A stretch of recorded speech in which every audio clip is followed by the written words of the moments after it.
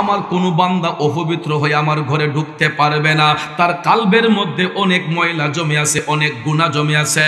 নবী বলছেন আল্লাহ রাব্বুল আলামিন রহমতের ফেরেশতা পাঠাইয়া বান্দার কালবের সকল ময়লা পুঁটে পরিষ্কার করানো হয়।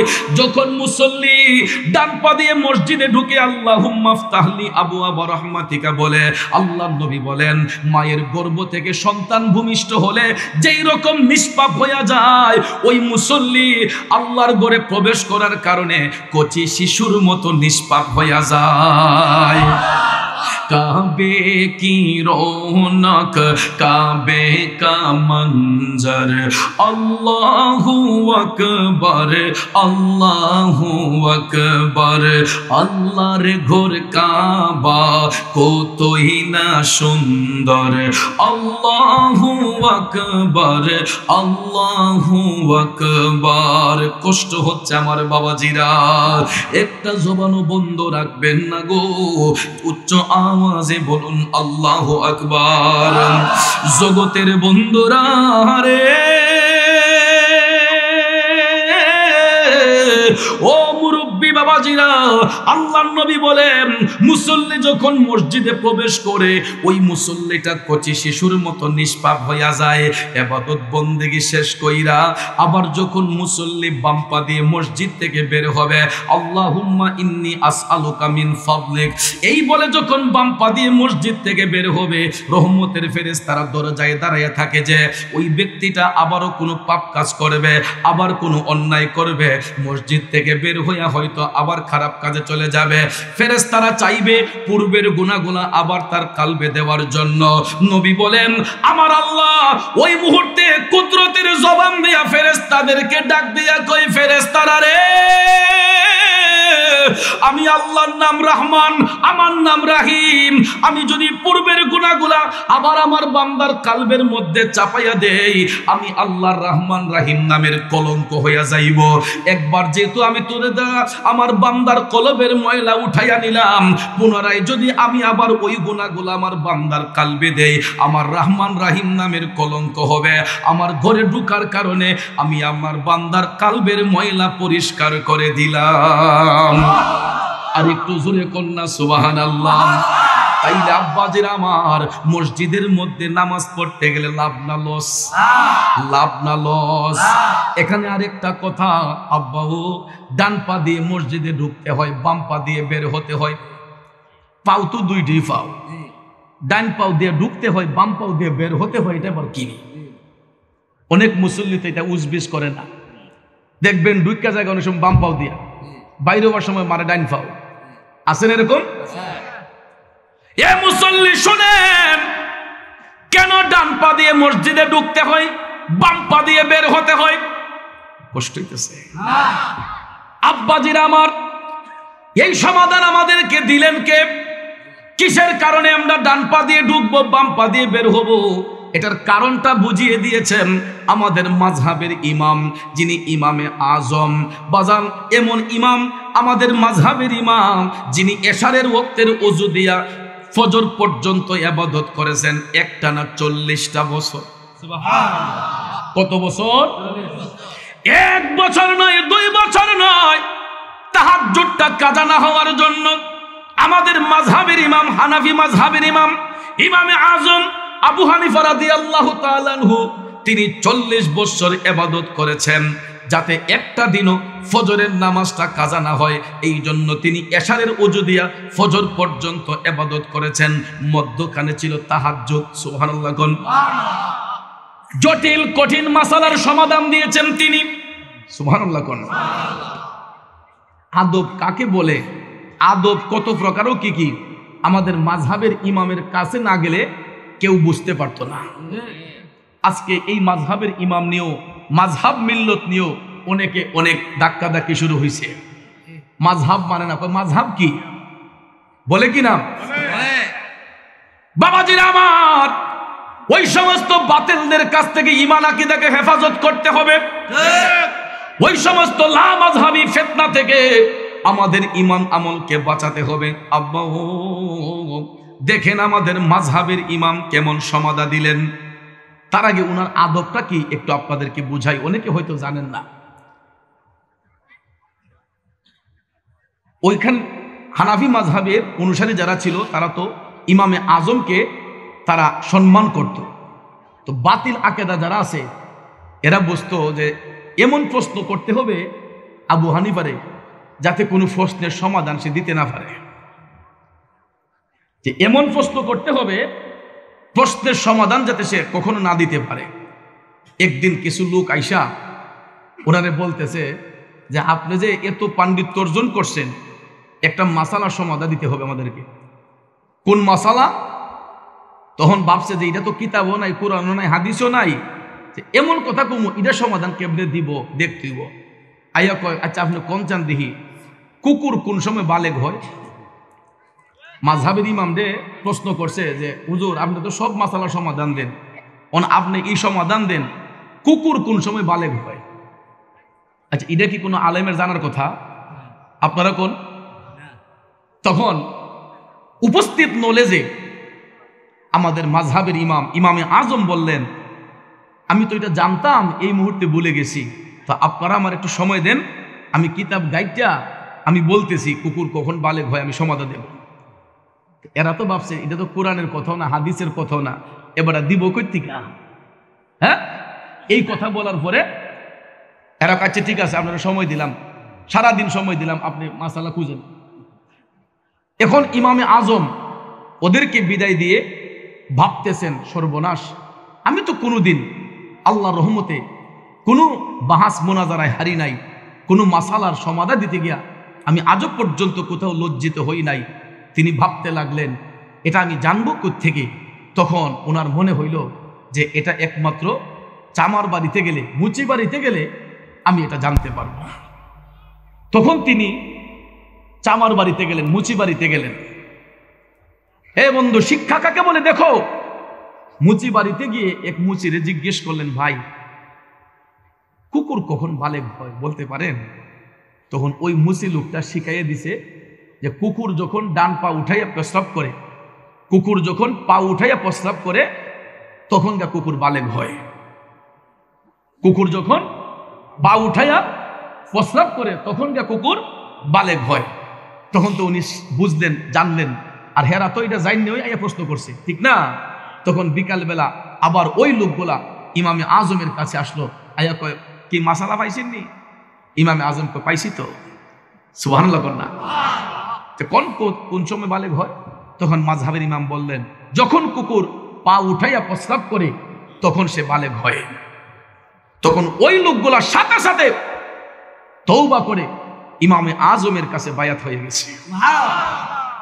হুজুর আমাদের অন্যায় হয়েছে, আমরা ভুল করেছি, আমাদেরকে ক্ষমা করে দেন। সুবহানাল্লাহ বলবেন না? কিন্তু আজও পর্যন্ত কিছু বাতিল আছে, এরা ইমামে আজমের বিরুদ্ধে কথা বলে। আছে না এরকম? মসজিদের মধ্যে ডান পা দিয়ে ঢুকতে হয়, বাম পা দিয়ে বের হতে হয়। আব্বাজিরা আমার এটার সমাধান দিয়েছেন আমাদের মাযহাবের ইমাম। কেন জানেননি? উনি বলেছেন প্রত্যেকটা মানুষের ডান হাতের মধ্যে, ডান পায়ের মধ্যে শক্তি থাকে বেশি। ডান পা এবং ডান বাহুতে শক্তি থাকে বেশি। কাজের শুরুতে দেখবেন ডান পাটা বাড়াইলে বডির শক্তিটা সামনের দিকে চলে যায়, ঠিক না বেঠিক? তো মসজিদে ঢুকার সময় মৃত্যুর ফেরেশতা আমার আপনার কাছে আসতে পারে কিনা? আমাদের মরণটা নবীর বাগানে বৈশা হইতে পারে কিনা? রাস্তার মধ্যে হাঁটতেছি ওই মুহূর্তে আমার আপনার মরণ হতে পারে কিনা? এখানে বসে আছি হইতে পারে কিনা? বাজারে বসে আছি, বাজারের মধ্যে আমার আপনার মরণ হতে পারে কিনা? অর্থাৎ মৃত্যুর ফেরেশতা যখনই যার সামনে আসবে একটা সেকেন্ডের অনুমতি কাউকে দিবে না। এই জন্য কবি বলেছেন আজরাইল আসিয়া প্রাণ করিব হরণ, হাই গো আজরাইল আসিয়া প্রাণ করিব হরণ। আইরে নিজ গুণে সাহেব আল্লাহ করবানি বারণ, আমার উপায় কি তখন আমার আল্লাহ নিরঞ্জন, না জানি কি হালে আমার হইব মরণ। বাজানো আল্লাহর ঘরে ঢুকার সময় আমার আপনার মরণ হইতে পারে। এই জন্য আমাদের মাযহাবের ইমাম সমাধা দিয়েছেন ডান পা দিয়ে এই জন্য মসজিদে ঢুকতে হয় ওই মুহূর্তে যদি আজরাইল আমাদের প্রাণটা কেড়ে নেয় যাতে করে আমাদের বডির বেশিরভাগ অংশটা মসজিদের ভিতরে পড়ে। সুবহানাল্লাহ কন্যা। যেহেতু ডান পায়ে শক্তি বেশি থাকে আমাদের যদি মসজিদে ঢুকতে গিয়ে মরণও হয় যাতে আমাদের বডিটা মসজিদের বাহিরে না পড়ে, আমাদের বডিটা যেন মসজিদের ভিতরে পড়ে, এই জন্য ডান পা দিয়ে মসজিদে আগে ঢুকতে হয়। বের হওয়ার সময় বাম পাটা আগে বাড়াতে হয় কেন? যদি বের হওয়ার সময় মৃত্যুর ফেরেশতা আমার আপনার মধ্যে চলে আসে, যেহেতু ডান পায়ে ডান বাহুতে শক্তি বেশি থাকে, ওই মুহূর্তে যাতে আমাদের বডির বেশিরভাগ শক্তিটা মসজিদের ভিতরের দিকেই থাকে, আমার মরণটাও যেন মসজিদের ভিতরে হয়। ঢোকার সময় বের হবার সময় উভয় অবস্থায় যেন আমার মৃত্যুটা যেন আল্লাহর ঘরের মধ্যেই হয়। আব্বাজিরা আমার, এই জন্য মসজিদের মধ্যে প্রবেশের সময় ডান পাটা সামনে বাড়াতে হয়, বের হবার সময় বাম পা দিয়ে বের হতে হয়। আজকের পর থেকে কোনো মুসল্লি আর কোনোদিন বাম পা দিয়ে মসজিদে ঢুকবেন না, সব সময় এটা মনে রাখবেন, ঢুকতে হয় ডান পা দিয়া, বের হতে হয় বাম পা দিয়া। ঠিক কিনা বলেন? বাজান আমার, বন্ধুরা আমার, শুধু তাই নয়, 5 ওয়াক্ত নামাজ পড়ার দরকার না? দরকার কি দরকার না? পড়া দরকার না সারা দরকার? কেমনে দরকার? তো মুখে মুখে কোন, এমনে না। মুয়াজ্জিন সাহেব যদি হাইয়া আলাস সালাহ বলে যে আসো মসজিদের দ্বারে আসো, দেখবেন আরো টিটকারি বিটকারি করে শাস্তলে বইয়া বেটার গলা একটু মোটা হইলে দেখো তাই যে ফাড়া বাড়তেছে লিখতেছে। মুয়াজ্জিন সাহেবের কণ্ঠটা যদি একটু চিকন হয়, দেখো না তাই যে কামতাছে, অথচ মসজিদও যায় না, টিটকারি করে। নাউজুবিল্লাহ বলবেন না? আর আমরা দেশের ভাই সাহেব তো মনে করে ইমাম আর মুয়াজ্জিনের চাকরিটা মনে একবারে নিম্ন শ্রেণীর চাকরি। আমাদের দেশের মানুষরা মনে করে যে ইমাম সাহেব আর মুয়াজ্জিন সাহেব এটা মনে হয় সবচেয়ে নিম্ন শ্রেণীর চাকরি। নাউজুবিল্লাহ করুন। বাজান আমার, একটা মেহনতিরও দাম আছে, ইমাম মুয়াজ্জিনের তো দাম নাই।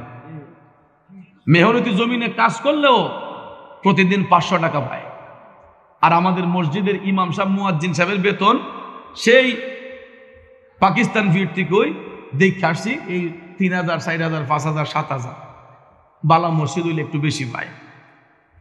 কি ইমাম সাহেব মুয়াজ্জিন সাহেবের কি সংসার নাই, ছেলে মেয়ে নাই? এরা কি আমরা হেরার মতো সুদ ঘুষ খাইতারে? আমরা হেরা জানো বেতন কম হইল সুদের টেহা ঘুষের টেহা দিয়ে সাইডের মধ্যে বের দিলা, কিন্তু একজন ইমাম মুয়াজ্জিনের দ্বারা কি সুদ ঘুষের ব্যবসা চলবে? এই ভদ্রলোকরা দেখেন এত সীমিত আকারে সম্মানী পাবার পরেও তাদের পরিবার পরিজন নিয়ে আব্রু অনুসারে পর্দা সহকারে চলাফেরা করে। ঠিক কিনা কোন? যেটা আমরা লাখ টাকা খরচ করেও পারি না, কিন্তু একজন ইমাম সাহেব মুয়াজ্জিন সাহেবের পরিবারে গিয়ে দেখেন তার ঘরের পরিবেশ, তার খাবার দাবারের পরিবেশ, তার চলাফেরার পরিবেশ ডে নাইট ডিফারেন্স আমার আপনার থেকে। ঠিক কিনা বলেন? অনেক কমিটির বাইরা মুয়াজ্জিন সাহেবকে যাতা ব্যবহার করে, আমি নিজের চোখে দেখেছি অনেক জায়গায়। মুয়াজ্জিন সাহেব রে এইটা হইল না করে, এমদা করল না করে, এমদা করল না করে, এই ধমকের সহিত কথা বলে। ওরে মন ভাঙ্গে না মসজিদ ভাঙ্গে, ভাঙ্গে আমার আল্লাহর ঘর, ভাঙ্গে আমার আল্লাহর ঘর, মন মন্দিরে আল্লাহর বাড়ি, ব্যথা দিস না তার ভিতর। ঠিক না বেটি?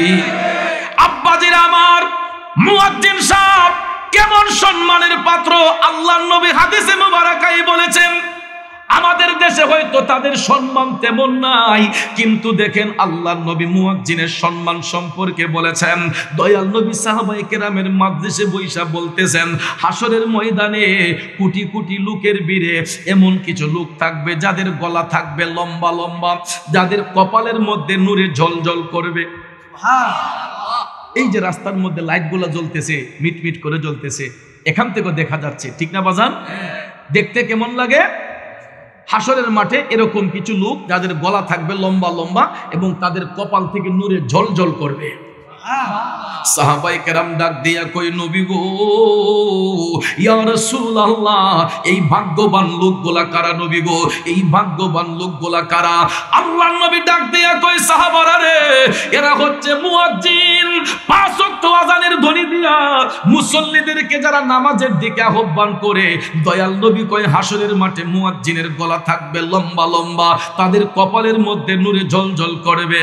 ওই মুয়াজ্জিন সাহেবরা হাসরের মাঠে সবার চাইতে আলাদা থাকবে, কেননা আল্লাহ রাব্বুল আলামিন তাদের কপালের মধ্যে নূর দান করবে। আব্বাজিরা আমার কেনই বা করবে না? আমি আপনি দেখবেন ঘরের মধ্যে বৃষ্টি যদি হয়, আমরা মসজিদে যাইতে চাই না, একটু বাতাসের বেগ বেড়ে গেলে জোর তুফান হইলে আমরা ঘরে বসে থাকি না, মসজিদে যাওয়া যাবে না। কিন্তু দেখেন রোদ হোক, জোর হোক, বৃষ্টি হোক, তুফান হোক, ইমাম মুয়াজ্জিন মসজিদের দরজা ছাড়ে না। তুফান হইলে আমি আপনি ঘরে বসে থাকি, মুয়াজ্জিন সাহেব সেটা না দেখা জোর তুফানের মধ্যে দেখবেন মসজিদের মিনারায় গিয়া মুসল্লিদেরকে ডাকে হাইয়া আলাস সালাহ, হাইয়া আলাল ফালাহ। কথা বলেন ঠিক কিনা? আব্বাজিরা আমার, এই জন্য মুয়াজ্জিন সাহেব আমার আপনার বাপ দাদার নাম ধরে গালি দেয় না, আমার আপনার সম্পদ কারার কথা বলে না। মুয়াজ্জিন সাহেব মধুর মধুর বাণীগুলা শুনাইয়া আমাকে আপনাকে নামাজের দিকে আহ্বান করে। এই জন্য বন্ধু, নামাজটা পড়া দরকার না, সারা দরকার। নামাজ কোনো ঠাট্টা মস্করার ইবাদত না, নামাজ এমন একটা ইবাদত যেই ইবাদতের মধ্যে দাঁড়াইলে মওলার সাথে বান্দার একটা প্রেমের আলাপ শুরু হয়, ঠিক না বেঠি? নামাজ কোনো ধোঁকাবাজির ইবাদত না, নামাজের মধ্যে দাঁড়াইলে মওলার সাথে আমার বান্দার একটা প্রেমের কালেকশন ফিট হয়। কিন্তু আব্বা গো, বর্তমান যুগে যারা আমরা নামাজ পড়ি, আমাদের প্রেমটা কি মওলার সাথে হয়নি? না না না, আমাদের প্রেমটা মওলার সাথে হয় না। বলতে পারেন হুজুর তাইলে কোথায় হয়? আমি লক্ষ্য করে দেখেছি এই সমাজের মধ্যে অনেক নামাজি আছে, সিজদা করে আল্লাহরে, মন চলে যায় মোবাইলে। সিজদা করব আল্লাহরে, মন চলে যায় চাষটলে। সিজদা করব আল্লাহরে, মন চলে যায় জমিনে। সিজদা করব আল্লাহরে, মন চলে যায় খেলার মাঠে। ঠিক নিও?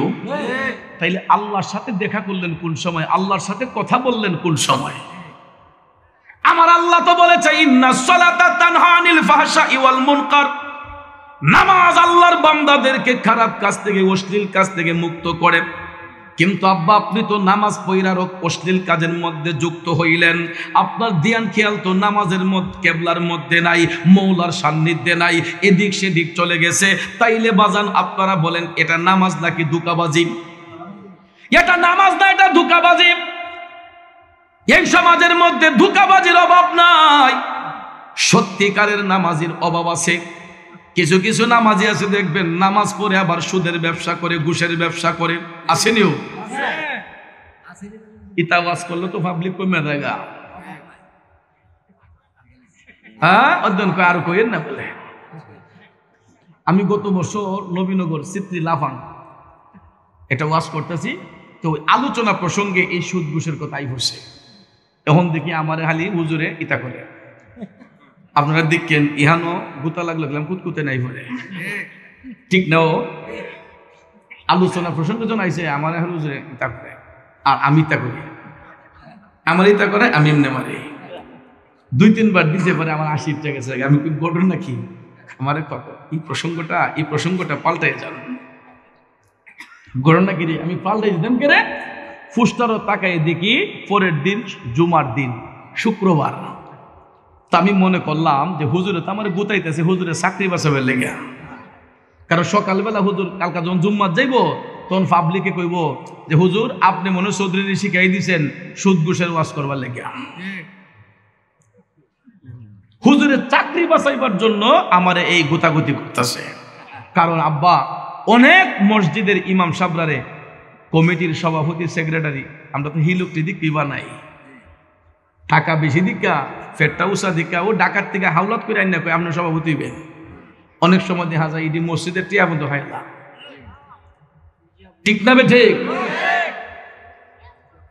আব্বাজিরা আমার, মনে রাখেন আল হাক্কু মুররুন, সত্য কথা তিতা, কিন্তু সত্যটারে ভালোবাসবেন। কারণ তিতা জিনিসের মূল্য কিন্তু অনেক বেশি, না কম?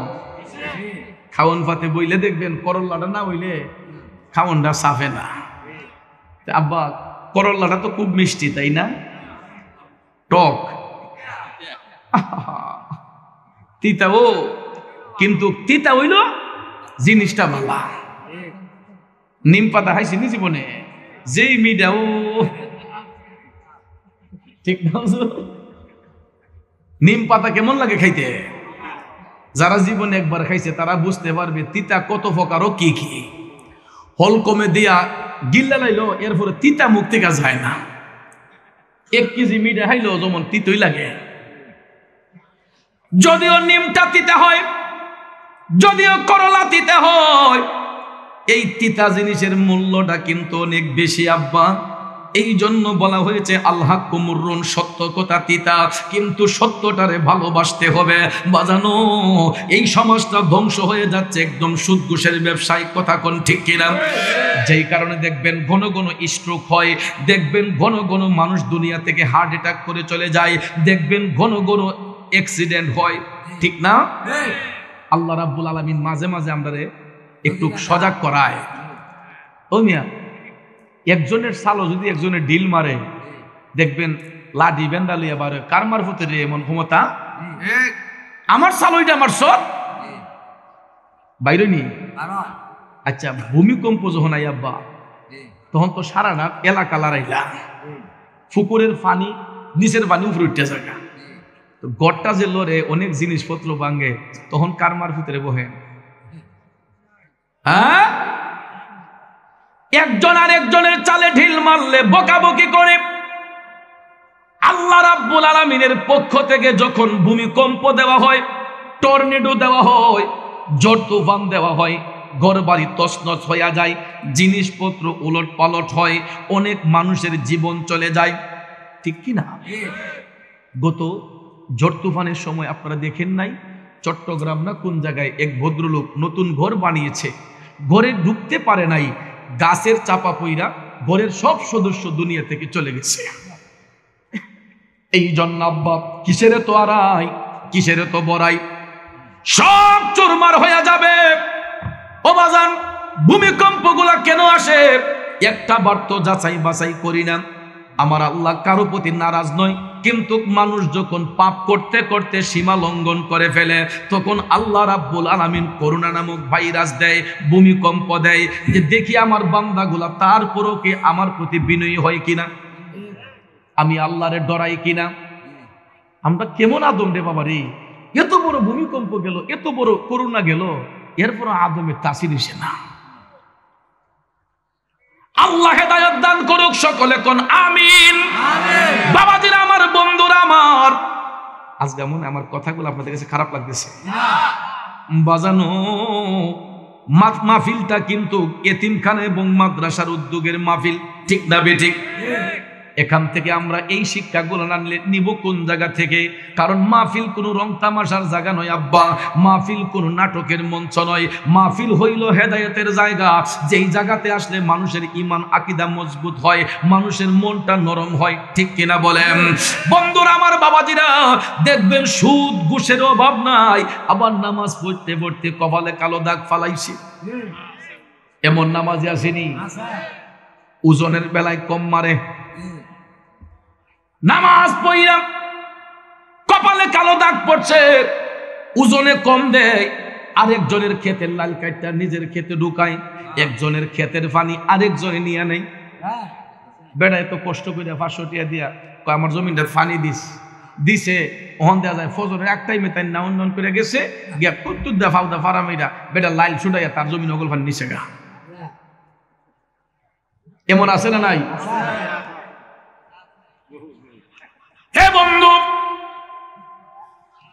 নামাজ কাজা করেন, রোজা কাজা করেন, তওবা যদি আল্লাহর কাছে চোখের পানি চাইরা করেন, আল্লাহ মাফ দেই।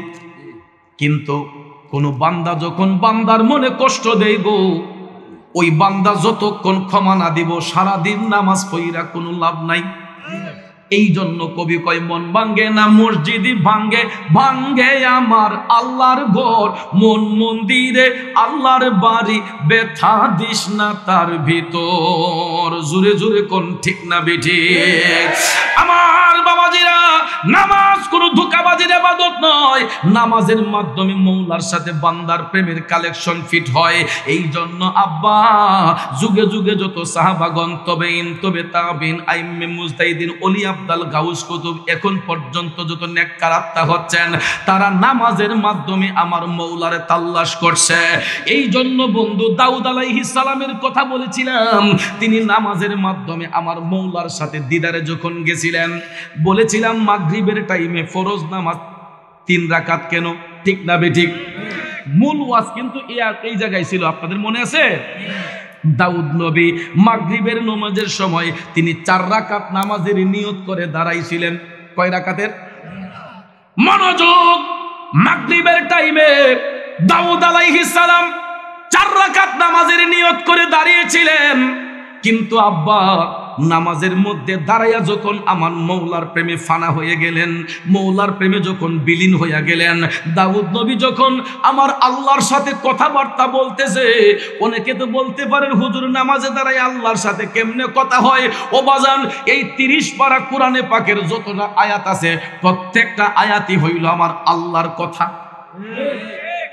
বেশি লাগবে না, জেনারেল শিক্ষিত যুবক ভাইদেরকে আমি বলবো, টাচ মোবাইল তো সবার হাতের মধ্যে আছে। কোরআন শরীফের একটা বাংলা সফটওয়্যার ডাউনলোড করেন, কোরআন শরীফের বাংলা সফটওয়্যারটা ডাউনলোড কইরা বেশি না শুধু সূরা ফাতিহার বাংলা অর্থটা বুঝা পড়েন। সূরা ফাতিহার বাংলা অর্থটা বুঝলে আপনারা বুঝবেন আমরা যে নামাজে দাঁড়ায় যে সূরা ফাতিহা পড়ি, আল্লাহর সাথে বান্দার কেমন মধুর আলাপ হয়। সূরা ফাতিহাটা পড়লেই, অর্থ বুঝা পড়লে আমরা সবাই বুঝে যাব। কিন্তু আমরা কোরআন পড়ি ঠিক, অর্থ বোঝার চেষ্টা করি না। অর্থ বুঝা কোরআন পড়লে এর চাইতে মজা আর কোনো কিতাবের মধ্যে নাই। কথা কোন ঠিক কিনা? বাবাজিরা আমার, বন্ধুরা আমার, দাউদ আলাইহিস সালাম মাগরিবের টাইমে 4 রাকাত নামাজের নিয়ত করে তিনি দাঁড়িয়েছিলেন। কিন্তু বন্ধুরে, 4 রাকাত নামাজের নিয়ত কইরা দাঁড়াইলে কি হবে? তিনি যখন 1 রাকাত নামাজ পড়লেন, আল্লাহর সাথে কথা বলতেছেন, 2 রাকাতে বলতেছেন, তৃতীয় রাকাতে যখন মওলার সাথে কথা বলতেছেন, 3